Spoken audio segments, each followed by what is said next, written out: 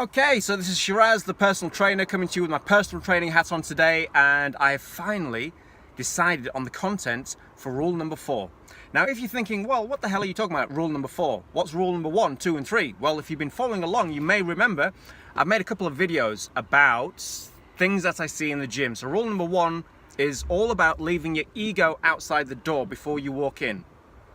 Rule number 2 is how, regardless of which gym you go into, you can gain instant respect, regardless of any experience. Whether you're a newbie or a veteran, how you gain instant respect, just like that.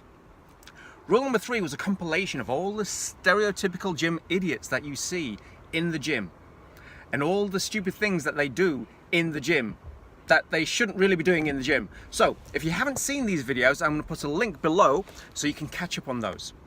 So rule number 4, I've thought long and hard about this. There's been so many contenders for the content of what to actually put in this video.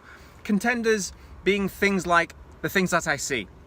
So whether it's people parking as close to the gym entrance in the disabled spots, being able-bodied people, just so they can minimize the amount of effort they have to put into walking into the gym, that place of exercise.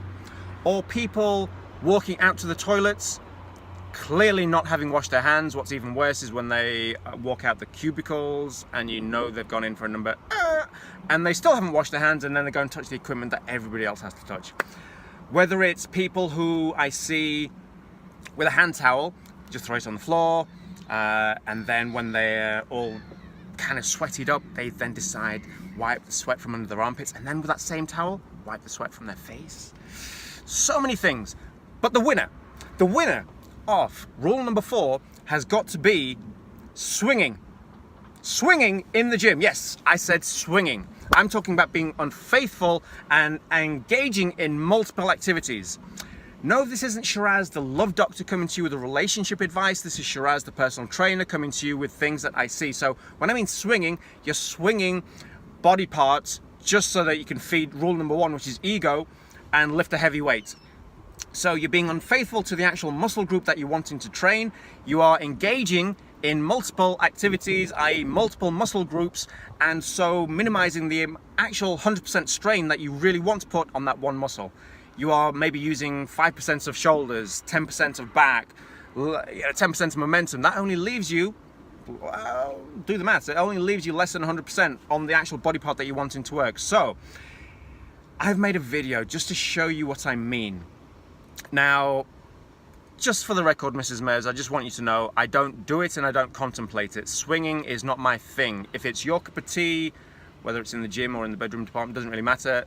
Everyone to their own, whatever floats your boat, just not down to me, either in the gym or anywhere else. So let me show you what I mean. Now, people of a nervous disposition or people who get easily offended, I would probably turn away right now, but I'm about to show you a demonstration of what I mean by swinging in the gym. Okay, so gym rule number 4 of being in the gym is don't be a swinger. So swinging means you're using other body parts. Here, let me show you. I've got heavy weights. I'm not extending my arms fully down. I'm moving my body. I'm using my shoulders. I'm using my back. I'm using my legs. From behind, you can see the exaggerated version. I am going to do myself an injury like this. Here again, swinging, just so I can say to show people I'm lifting a heavy weight, as opposed to 1 foot behind me, body nice and still, engaging the bicep completely and utterly, controlling that weight coming up and it coming down. From the side view, from my shoulders down to my elbow, it's completely still. Why? Because I want to engage that bicep. Side delt raises, again, body's nice and stationary. Why? Because I want to engage in that one muscle. I want to be faithful to that one muscle. Instead of back, shoulders, legs being used, momentum, just so I can say, hey, look at me, I'm lifting heavy weight. Here I am doing back. Again, body still. Why? Because I want to focus on the back muscle. Instead of what other people I see doing is swinging away just so they can show people, look at me, I'm shifting a heavy weight. That's not the aim. Again, my back is moving away from the pad because I want to use momentum in order to feed my ego instead of keeping it pad, chest on pad, still, controlling the method. Back and forth. Triceps, my elbows are moving away from my body. So I'm using shoulders. Now, when I'm struggling, I'm going to roll into it. I'm going to use my shoulders to press it down instead of letting go of ego, dropping the weight, keeping my arms nice and still. And there you go. So in conclusion, what I would like to tell you to do is, if you're guilty of being a swinger in the gym, give yourself a slap. Tell yourself to stop it. If you see other people swinging away, I also give you permission to go and slap them. And if they kick up some dust saying, why the hell have you done that? Point them in my direction. Tell them it's my fault. I don't care. 3 things I want you to focus on in overcoming the ability to swing. Not the ability, but this stupidness of swinging. 3 things. Always, whenever you're lifting weight, the first thing that you have to focus on is the form. The form being the full range of motion, no matter what exercise you're doing. Don't stop halfway, because it's easier to stop there and then lift the weight back up again. Let your arm, let your body, let whichever body part you're training extend fully. Full range of motion of the arm, forwards, full range backwards if you're doing bicep curl, for example.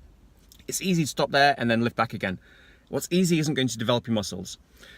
Number 2, second thing that you have to really focus on is the pace of which you are lifting that weight. It's not a case of getting to 10 or 12 or however many you're doing in this set as quickly as possible.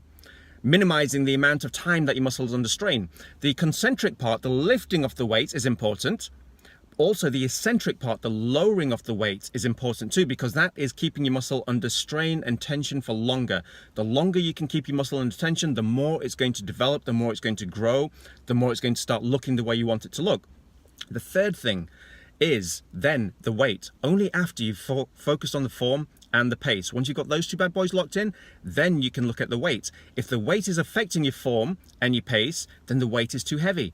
So stop being an egotistical fool, drop the weight, focus on the form, focus on the pace, and over time, gradually, you will start to increase the weight.